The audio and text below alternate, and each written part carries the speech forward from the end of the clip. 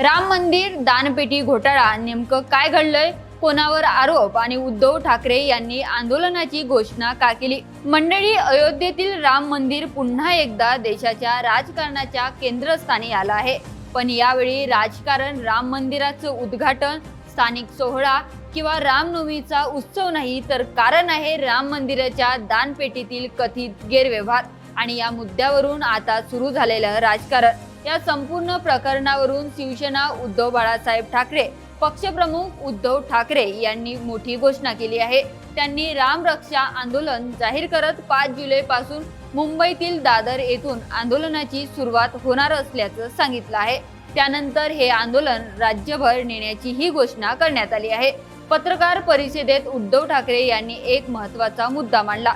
त्यांनी म्हटलं की राम मंदिर हा कोणत्याही एका पक्षाचा विषय नाही, तो करोडो हिंदूच्या श्रद्धेचा विषय आहे. त्यामुळे मंदिरात झालेल्या देणगीबाबत प्रश्न उपस्थित होत असतील तर त्याची निष्पक्षता चौकशी झालीच पाहिजे. उद्धव ठाकरे यांनी भाजपावर थेट टीका करत असा आरोप केला आहे. ज्या पक्षाने अनेक वर्ष राम मंदिराचा मुद्दा राजकारणाच्या केंद्रस्थानी ठेवला, तोच पक्ष आता या प्रकरणावर मौन बाळगत आहे. त्यांच्या मते श्रद्धेच्या नावावर राजकारण करणाऱ्यांनी श्रद्धेशी संबंधित प्रश्नाचाही उत्तर द्यायला हवं. या पत्रकार परिषदेत त्यांनी आणखी एक राजकीय मुद्दा उपस्थित केला. गेल्या काही वर्षापासून शिवसेनेवर हिंदुत्व सोडलं असा आरोप करण्यात आला. मात्र आता ठाकरे म्हणतात, खरं हिंदुत्व म्हणजे प्रश्न विचारणं. जर प्रभू श्रीरामाच्या मंदिरात गैरव्यवहार झाल्याचा संशय असेल तर त्यावर आवाज उठवणं हे श्रद्धेचं आणि हिंदुत्वाचं कर्तव्य आहे.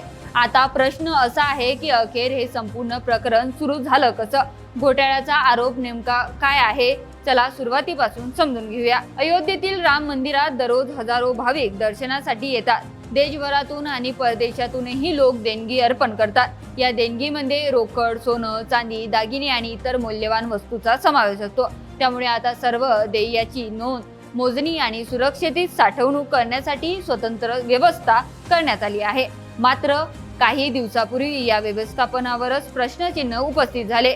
SIDच्या प्राथमिक तपासात देणग्याच्या व्यवस्थापनात अनियमितता आढळल्याचा दावा करण्यात आला. काही रोकड, काही दागिन्याच्या नोंदणीमध्ये तफावत असल्याचा आरोप झाले. त्यानंतर 8 जणांविरोधात FIR दाखल करण्यात आला. मात्र इथूनच वादाला सुरुवात झाली. विरोधकांचं म्हणणे आहे की ज्यांच्यावर FIR झाले ते बहुतांश कनिष्ठ कर्मचारी आहे, पण ट्रस्टमधील वरिष्ठ पदाधिकाऱ्यावर अद्याप थेट कारवाई झालेली नाही. त्यामुळे चौकशी कितपत निष्पक्ष आहे असा प्रश्न उपस्थित केला जात आहे.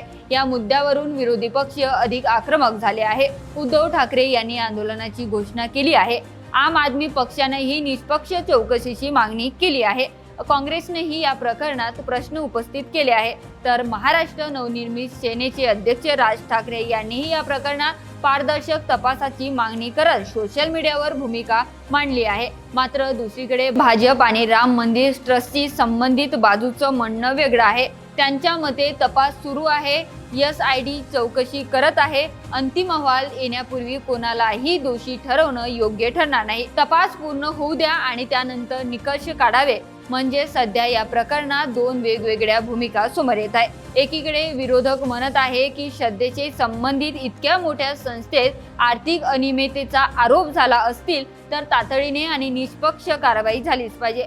तर दुसरीकडे सत्ताधारी पक्षाचं म्हणणं आहे की तपास सुरू असताना राजकारण करू नये आणि चौकशी पूर्ण होण्याची वाट पाहावी. पण या संपूर्ण प्रकरणात सर्वात मोठा मुद्दा कोणता आहे? तो म्हणजे विश्वास. राम मंदिर हे केवळ एक धार्मिक स्थळ नाही, ते करोडो हिंदूच्या श्रद्धेचं प्रतीक आहे. देशभरातील सामान्य माणूस आपल्या श्रद्धेने इथे देणगी अर्पण करतो. त्यामुळे त्या प्रत्येक रुपयाचा, प्रत्येक दागिन्याचा आणि प्रत्येक देणगीचा पारदर्शक हिशोब असावा, ही प्रत्येक भाविकाची अपेक्षा आहे. जर गैरव्यवहार झाला नसेल तर तपासातून ते स्पष्ट व्हायला हवं. आणि जर गैरव्यवहार सिद्ध झाला तर संबंधित व्यक्ती कोणत्याही पदावर असो त्याच्यावर कठोर कारवाई झाली पाहिजे. आता या प्रकरणात पुढे काय होतं, SIDच्या अंतिम अहवालात काय निकष येतात आणि उद्धव ठाकरे यांच्या रामरक्षा आंदोलनाला किती प्रतिसाद मिळतो, याकडे संपूर्ण देशाचं लक्ष लागलं आहे. कारण हा वाद केवळ राजकारणाचा नाही, तर करोडो भाविकाच्या श्रद्धेचा, विश्वासाचा आणि पारदर्शकतेचा आहे.